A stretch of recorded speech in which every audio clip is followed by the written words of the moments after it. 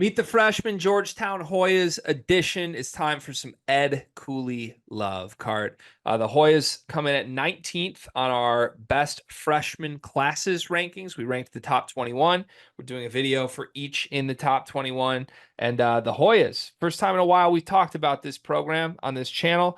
And I think for good reason. I think they have a three-man class that's going to come in and make some noise on a team that has a lot of openings, I would say, for good players to play immediately. That's part of what makes them very, very exciting.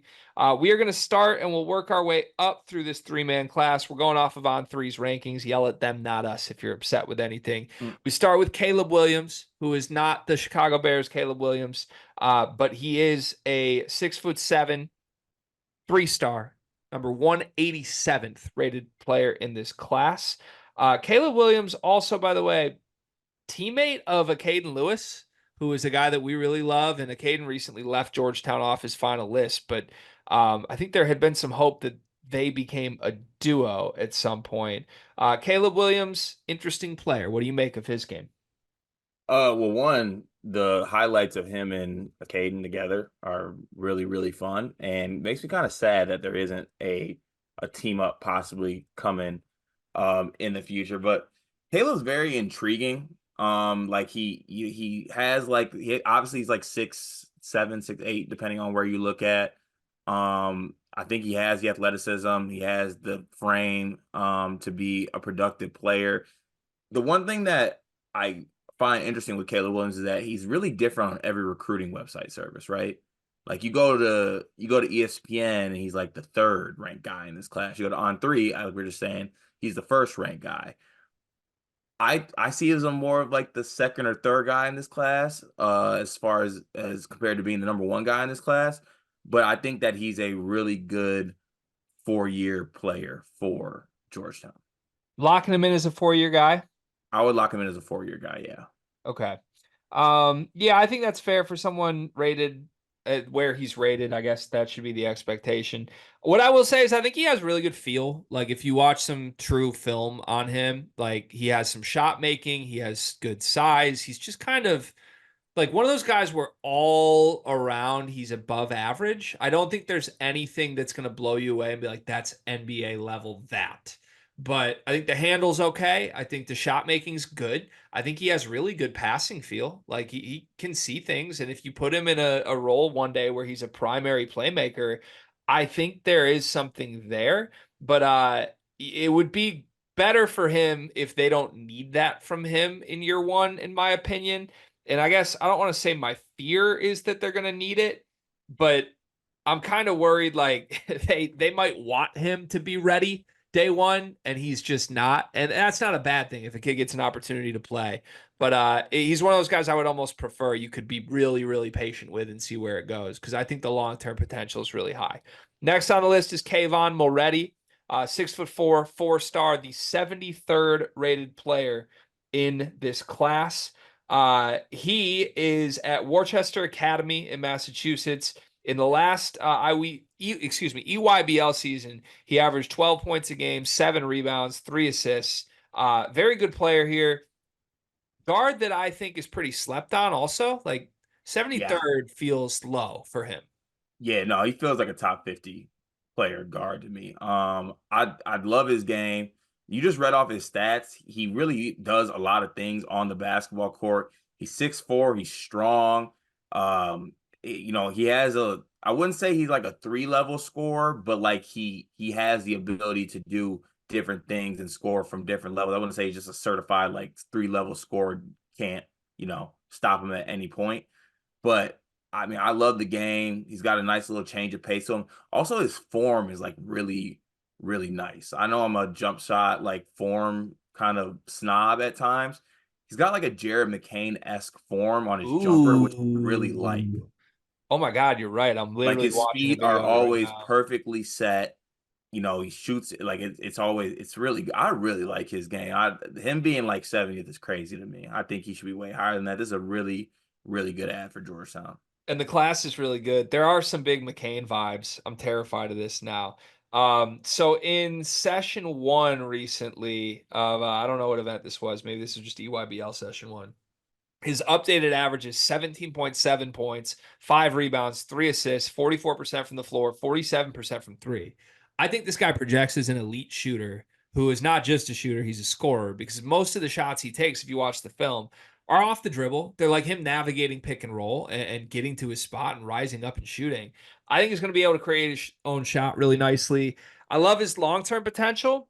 I think I love his short term potential too, but I question the depth chart here because right, Malik Max coming in, we think Malik Max sensational, and he has 3 years left, and he is not an NBA player. Jaden Epps is productive at a minimum, depending on how you feel about Jaden. Like 18 points a game is 18 points a game, 4 assists last year too. He's got 2 years of eligibility left. Then you've got a bunch of question marks, like you know Curtis Williams, if you wanted to go big, could be your third guard, but he was not great at Louisville. But even he has a lot of years left. So outside of that, like Moretti's the only other guard shaped guy. I think by default he's going to play the backup guard minutes. But I kind of wonder what happens if you went three-headed monster and go Mac, Epps, and Moretti. Do you think that's too many cooks in the kitchen, or do you think that could work? Ooh, that's one too many. It's Yeah. one you can only go two of those cooks at once. So then this is what scares me. I don't like playing like predict the future in a negative way, but Mac and Epps aren't going anywhere, are they? Is Moretti going to wait 2 years?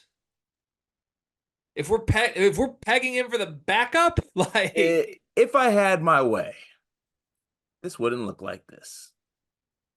okay, we'll leave it at that.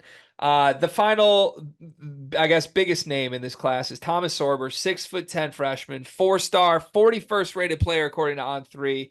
I think he's kind of a fringe 5-star type. I don't think all the big services ever really got fully around on kind of giving him that accolade, but certainly not a guy who, like, if he goes up against the best of the best in the class, he was ever going to get like played off the floor. He got the palpable buzz tagline from John Rothstein, who 4 days ago said palpable buzz at Georgetown regarding freshman big man Thomas Sorber. Hoyas need him to be in the mix for Big East Rookie of the Year if they're going to take a significant jump. You do look at the depth chart, man. It's Jordan Burks, it's Drew Fielder.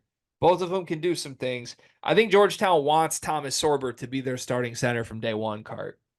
I like the play because I think there's a lot of potential with Sorber, given his frame size and things like that. Like there's some potential there with him. And what did they have him listed at? 6'10" is what I see him listed at. 6'10". I'd be interested to see what his wingspan's at as well, because it looks like he can scratch his kneecaps without bending his knees at all. But like I think this dude has a lot of potential. He had some really good moments. I believe he played with Team Final on the EYBL circuit. I really like his game. I think there's something there. And the one game that I watched in full for him, like it was extremely impressive. 23 points, 10 rebounds, 6 blocks, added 4 assists as well. Had like some things where they gave him the ball at the top of the key and then guys did backdoor cuts or dribble handoffs off of him. He's a really, really intriguing prospect for Cooley. Yeah, he flies around like he really does. He had a game in the Philly Catholic League. I think this was the semifinal. He finished with 11 points, 15 rebounds, 5 assists, 6 blocks. So like those type of games we just read you the line from are not rare for him. Like they happen. And he's probably one of the only players in the country who does that other than the very, very blue chippy top 10 players. I think he's going to start. I think he's probably a star, honestly, on this team. And I think how good he is may come down to how good the backcourt is in tandem with him. Like, with all due respect, if you dropped him on last year's Georgetown team with Jaden Epps as the featured guard, I would be concerned for Sorber. Now, Malik Mack should help him a lot, and that's what I'm hoping happens here. But it is still just a lot of shoot first guys in the backcourt. I don't want him to get lost in the mix. He's going to make their lives easier as a rim runner and a guy who can truly just fly around effortlessly on the floor. He also has some passing chops. I just want to signal that. There's a lot of stuff of him catching at the high post and kind of turning and making a pass that you're not supposed to know is there for cutters. Like this could work if you pair him with a Micah Peavy at the 4, a guy who's a good cutter and finisher at the rim. I think there's big time potential here, and I think he's the best big Georgetown's had in years. Cart, like from the day he steps on campus. I do an initial vibes thing always, like with these players and compare them right away so I don't overthink it. You remember Who was the big from Montverde? He got drafted by like the Nets, I think. Played at UNC. Mm. Sharp, He kind of reminds me of him a little bit. Dayron Sharp. I get a little bit of those vibes, at least in the AAU stuff that I'm watching.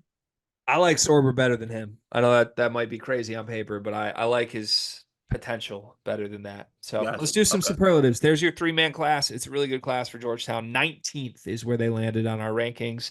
Is there a one and done here? There's a world where Sorber's good enough. He's one and done. I think he's a pro cart. And I don't know if Georgetown fans want to hear that, but if he has the year I think he's going to have, I think he's going to need to leave and be a first round pick in the process. I buy it. Obviously, that makes our answer. The best player this year is Thomas Sorber. Yeah. Who's the best career at Georgetown out of this 3-man group? Kayvon. I am going to say Sorber out of fear that Kayvon won't be patient. If I could get a guarantee that Kayvon plays his entire career at Georgetown, that would be my answer. I think his potential in multiple years is the highest on this group. Who do you think the biggest disappointment will be? Slash, is there one? I don't really know if I can confidently say any of these guys will be real disappointments. I don't think there's much to dislike. The only thing I would say is maybe Moretti's role is smaller than we would hope because of who the two starting guards are. But Yeah. that's it. Yeah, that could be it. That's pretty much it. Okay, there's the video. Thanks for watching. Make sure you subscribe. We have 20 more of these dropping for the top 21 recruiting classes in college basketball. Car, you know what I love about you? That I'm handsome? You're reliable. I can count on you.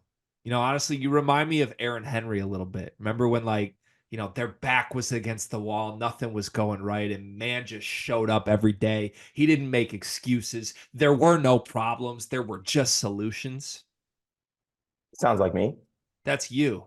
And it also reminds me of Duncan Mechanical Solutions, because if you're looking for quality furnace repair, look no further than the heating and air experts that you can trust. Comfort and quality are their standard. They're an HVAC company that serves Northeast Indiana and Southern Michigan, whether it's heating and air conditioning, plumbing, kitchen and bath remodeling, or emergency services when you need them most. Duncan Mechanical Solutions has reliable service that you can count on. Cart, remember when your basement almost exploded?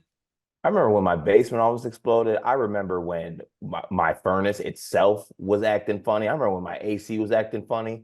I wish I had Duncan in my back pocket. I wouldn't have to worry about it. Yeah, I mean, I've never been anywhere in northern Indiana or southern Michigan that hasn't been perfectly cool or perfectly warm, depending on when the day called for. And that's because of Duncan Mechanical Solutions.